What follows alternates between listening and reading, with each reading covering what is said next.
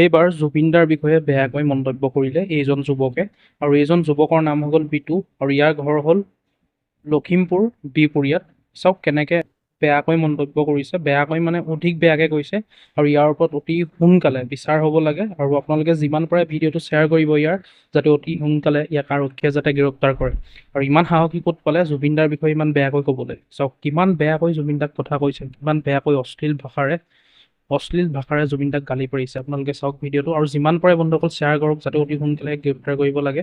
আৰক্ষীয়ে ইয়াৰ প্ৰশাসনে অসম চৰকাৰে যাতে সকলোৱে ভিডিঅ'টো পায় আৰু অতি সোনকালে যাতে ইয়াৰ ব্যৱস্থা ল'ব পাৰে। আপোনালোকে ভিডিঅ'টো চাওক, অতি সোনকালে শ্বেয়াৰ কৰি দিয়ক।